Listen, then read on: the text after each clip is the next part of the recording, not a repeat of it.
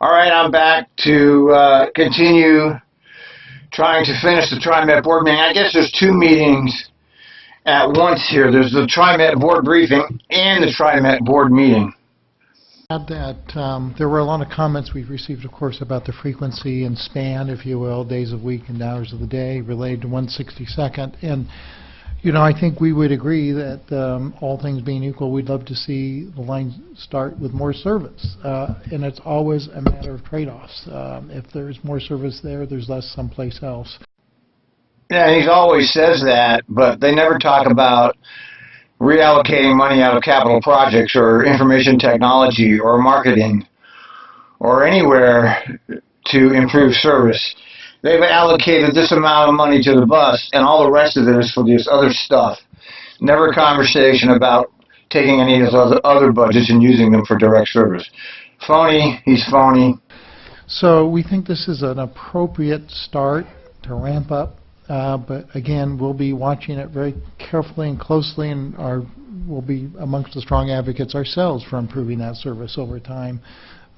So again, I don't know that there is a perfect answer to everybody wanting more. I think that's a good place for us to be as an agency. It's never a good answer for everybody wanting more, except if you're for more light rail. Because then the answer's green. Always more light rail, light rail, light rail. That's all they really want is light rail.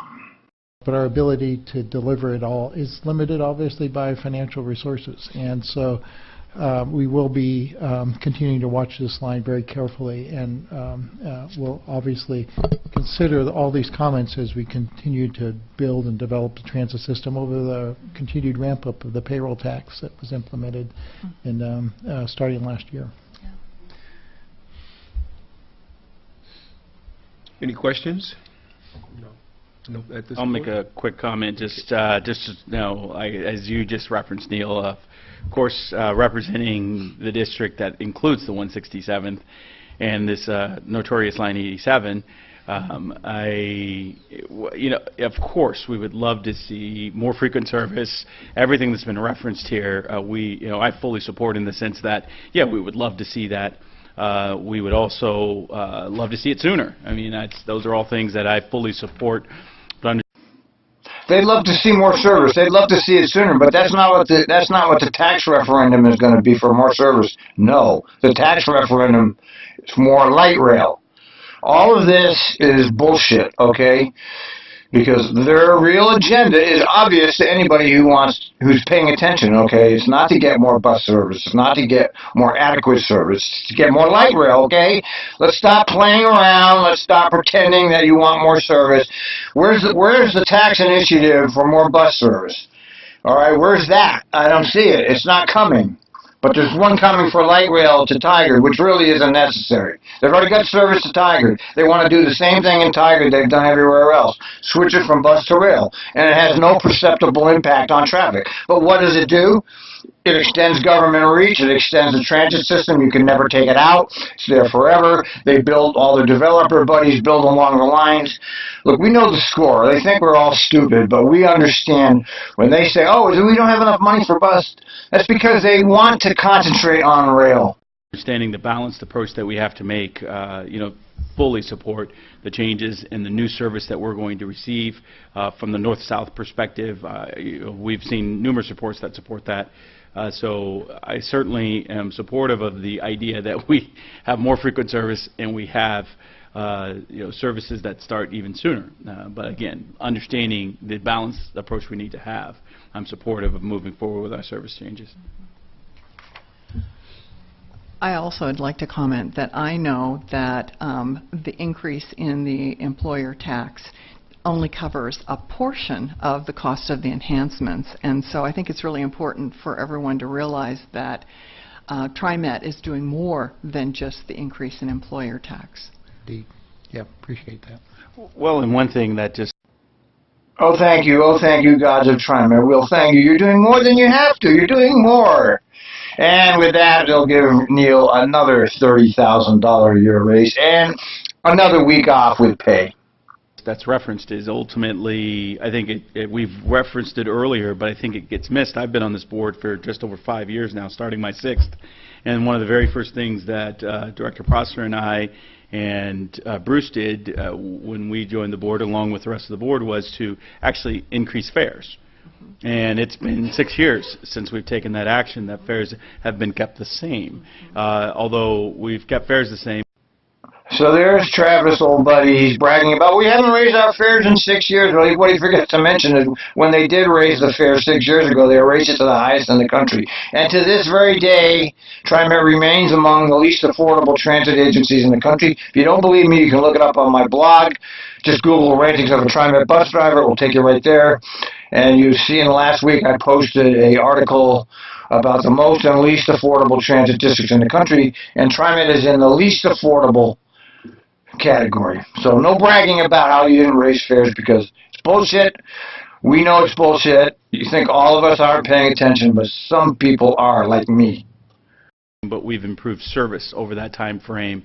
So that's something that I think doesn't get recognized, in the sense that, you know, we've been able to do that and maintain fares at the same rate it was, frankly, 6 years ago. As the economies continue to improve, we've been able to offset a small fraction of the increases in other areas, such as housing, by not having to increase fares at Trimet.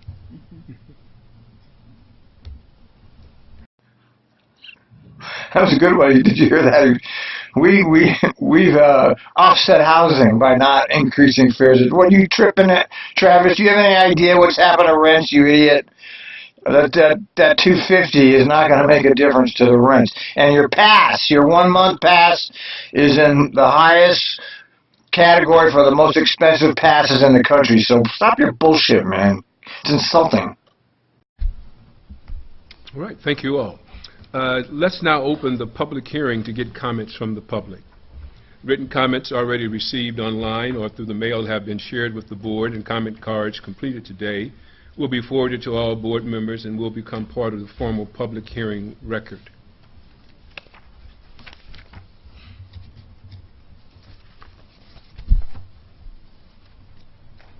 I'm going backwards.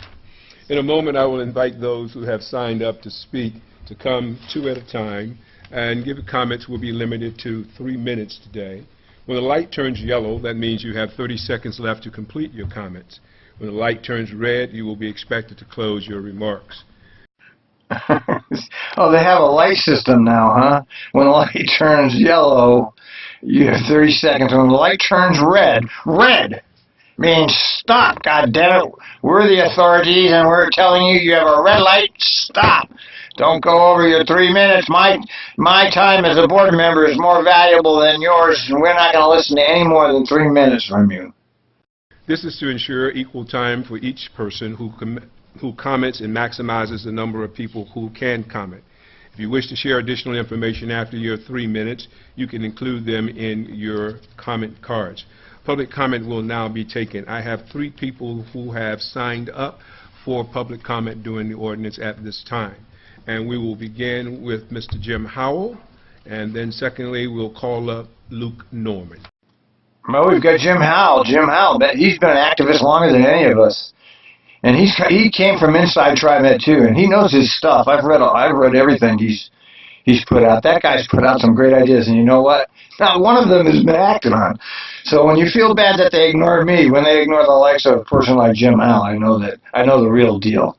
Nothing the public says is going to make a damn bit of difference to these people.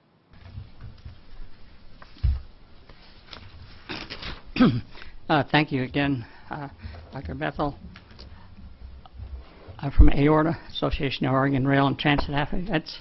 I'd like to speak about some of the improvements that are being recommended here and some of the problems that will arise if some changes aren't made. As been noted, the 87 has problems, and the new... Did you see his chuckle? That little soft chuckle spoke 1,000 words, boy. Line on 162nd, if done the way proposed, I'm sorry, will probably be a failure. Now you heard what he said, right? I certainly did. This is not somebody. This guy knows his business. All right. I don't know if you've been following this transit activity in this area. You know who Jim Howell is, and you know his proposals are excellent. You know he knows what he's talking about. Okay. He's not a blogger like me, who just makes videos off the top of his head like I do. He actually studies these things and actually thinks about them and comes up with rational proposals. I'm a retired transit planner. In fact, my comments on crosstown lines go back to 1973. I have an article here that's in the Oregonian in May 6, 1973, and it states in this architect or just bus system revision, that architect happened to be me. That architect happened to have been him. So he comes from, he really understands the history because he was inside the agency 40 years ago, okay? He knows, he was inside there. I'm not talking about a bus driver. I'm talking about a guy that was a planner, you know. He was in that culture. You know, Trimet's a very classist system. The cultures don't mix. The executive culture, the management culture, the white shirt culture, and the blue shirt culture, they're all very distinct cultures that keep to themselves. I mean, he was right in the top there in the management culture. With all the traffic, you would think that our 82nd Avenue bus would have a good ridership, Booth said. Booth was director of operations back at that time. It does not. Well, I think you realize that the bus line on 82nd Avenue and the 72 is the busiest bus line in the system, and it goes nowhere near downtown, and they were arguing against it at that time. What was the difference between its poor service back in 1973 and the fact that it's the busiest bus line in the system today? It's the same route. What's different? It's frequency. This guy, he always impresses me. He gets it. He understands the nuances of public transport. Don't pay attention to those noises. Those are social media notifications.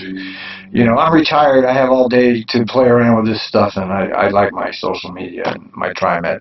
Anyway, he knows what he's talking about. He's always impressive. Frequency, frequency, frequency. In 1982, when I was working at Trimet, we changed that line from a line that ran every hour, I think, or maybe 45 minutes, kind of like your 162nd, to 15-minute service, 7 days a week. And it grew, and it grew, and it grew, and they say it's the busiest line in your system. It's the frequency that got the ridership.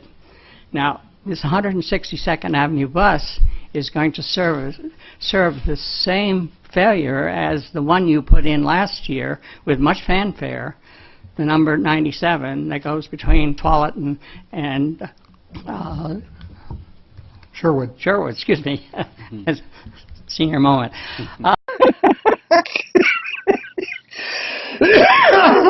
Senior moment. That's no problem. Look, we know these little things happen when you get older. They're already happening to me too. His point is just so incredibly good. That's right. If you don't have the bus out there all the time, nobody wants to ride it except for the transit dependent, and there's not enough transit dependent. That 97, who's going to ride that thing? When they put that in, I was like, what the hell are they thinking, man? Jesus Christ. And it carries less than 70 passengers a day, and it costs you about $21 for each passenger. There it is. I was wondering about it, and he's got the answer. He's done the research. Yeah, it's a failure. I mean, it's a nice idea, but, you know, in terms of ridership, it's not high. I mean, they should probably have it, because the more geographical area a transit district covers, the better that district. I'm not one of these people that believes that you shouldn't be providing service in low ridership. I think that philosophy is neoliberal. You know, I think it's wrong. I think that it's important to cover service area. Whether you get a lot of riders or not, it's not relevant. It's a failure, not because the route isn't needed, but because the service that was introduced was so poor, it's weekday only. So now this line could be greatly improved with just 3 more buses. 3 more buses. You could make that line not only the 162nd, but the 148th across town line, because they could interconnect in what's, and sorry the light went out, but I would be glad to show.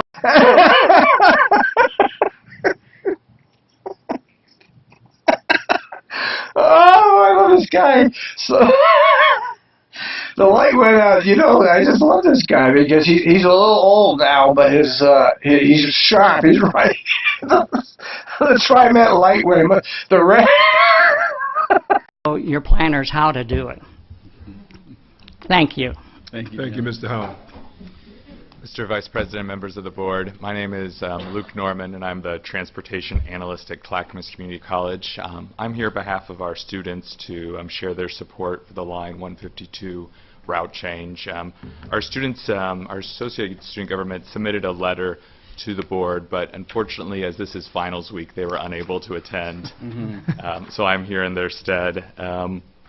In the letter, Swan Wilson shares that the only reason she's able to get to Clackamas Community College is because of Trimet service. And that's a situation that's shared by many of our students. 15% of our students don't have access to a car to drive to campus. And of those, and then not surprisingly, almost 10% of our student body uses transit, Trimet specifically, to get to our campuses. The Line 152 route change will provide great service to our Harmony campus. We currently have 5,000 students there, and we expect our student population to grow as this fall we will be finishing construction that will allow students pursuing their allied health careers to take all of their classes there. Currently they need to take some at Oregon City. Now they'll all be housed at our Harmony campus. Additionally, we'll be moving our criminal justice program there, allowing more students to come. The Line 152 will provide great access for students who are coming from Milwaukee, who are coming from Clackamas and Happy Valley, and will also connect to the Orange and Green Line, allowing students in Portland to come down. So we strongly support this addition. Our only modification would be, if possible, it would be great to have this roll out this September to coincide with the finishing of our construction, just creating this whole new environment. We're adding a community room to our building, and so this is a great way of telling the community you can come here, and now you can. It's very easy to use Trimet to get here. So thank you for your time. All right, I think he's definitely not a shill, and I think he definitely likes the change. So that's 1 point for Trimet. Thank you. Thank you. The last person that we have signed up for this morning is Chris Damgen? Correct. Welcome. Thank you. Thank you, Mr. Vice President, and good morning to the board members and staff.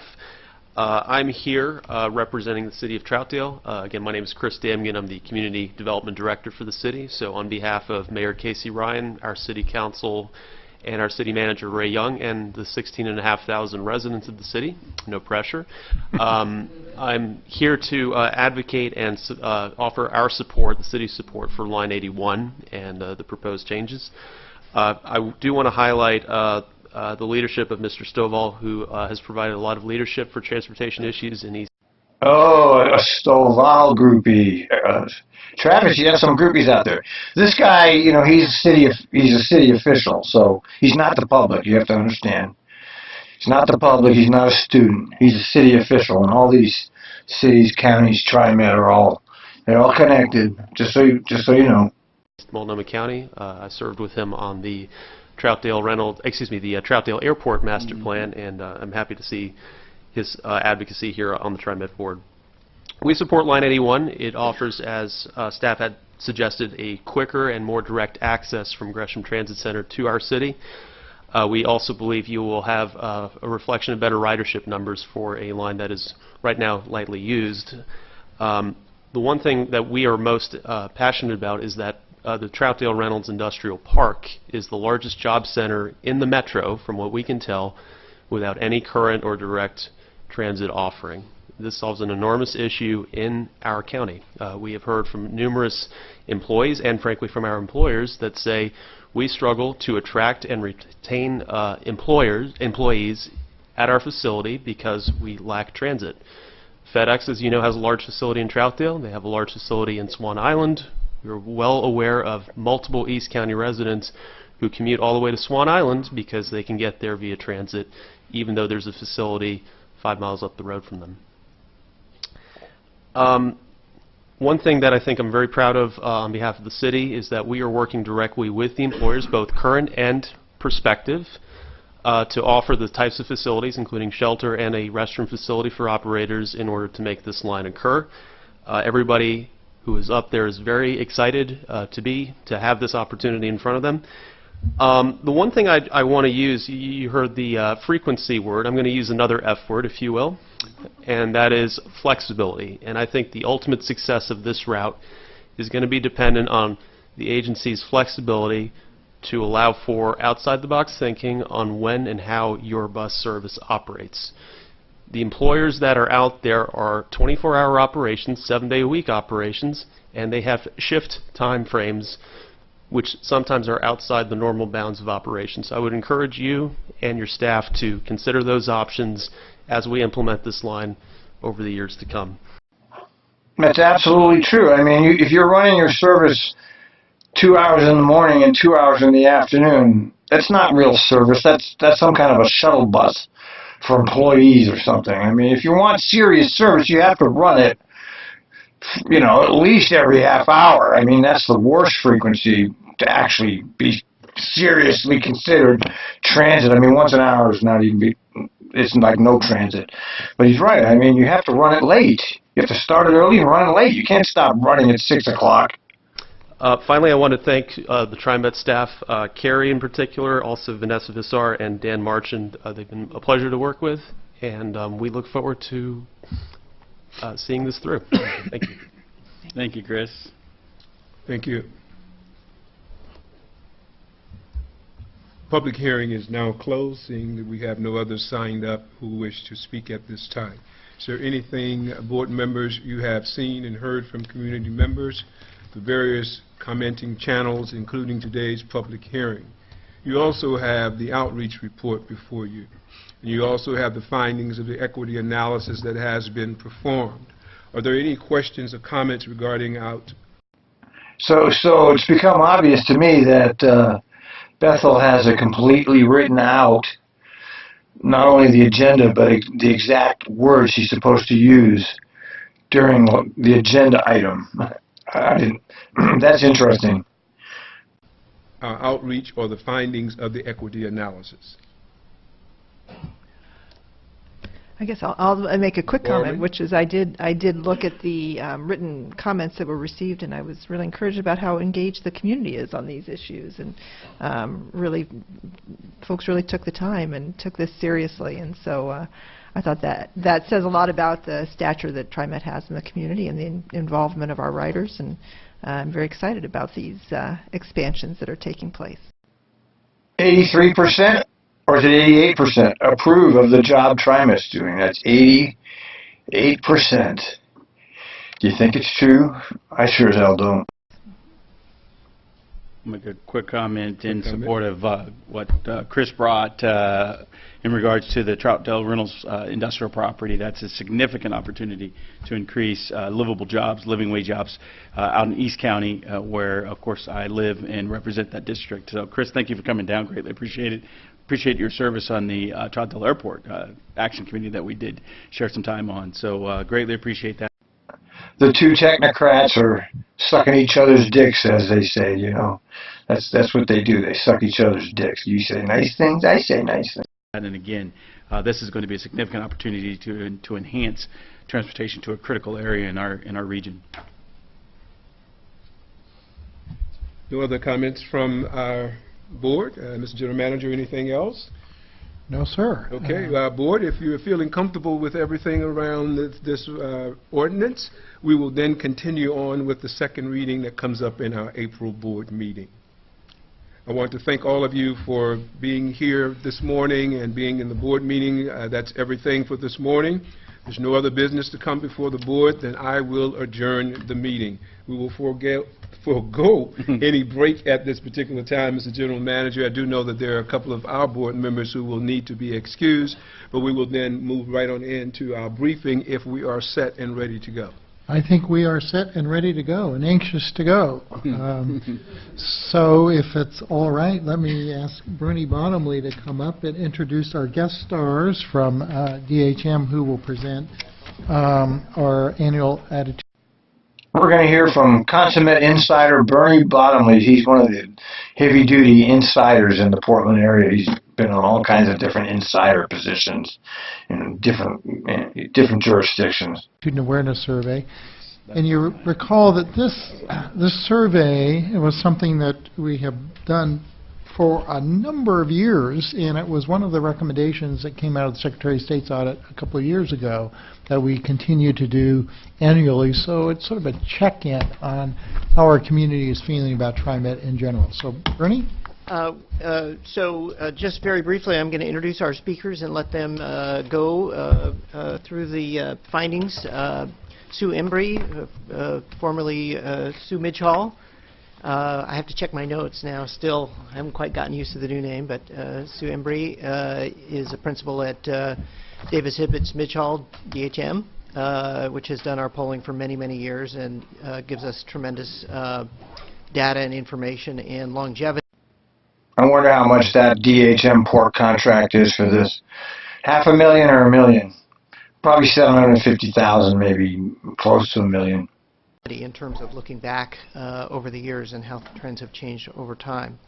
And Michelle Neese is also with DHM and is the lead on the Trimet work. So with that, I'll turn it over to them and have them go through the material. So why'd they even bother bringing Bernie Boy in there? I mean, he really had nothing to say. He's another $200,000 exec. Who knows? Government affairs or some bullshit. As Neil mentioned, the Attitude and Awareness Survey is a yearly study, and people often ask, do we have to do this every year? What's helpful with this study is when you do year over year, you get to see then changes over time. And in addition to that, you have a baseline in which you can then determine some metrics, right? Or KPIs, as people sometimes refer to them. So Michelle will go over the high-level results. We're going to go through this pretty quickly and make sure that we have time for some questions at the end. This year we surveyed 800 people in the Trimet Service District across those 3 counties. It was representational of the population. We had quotas by age, gender, and county to help us meet that. The survey took place in November, but we do it in a similar time every year to ensure continuity in findings, and it took about 20 minutes to complete. That sample size of 800 is a large sample for this type of community work, and so it gives us good confidence in our results. So one thing to keep in mind is though the ANA is conducted every November, what was a little unique was the election was a little bit different this year.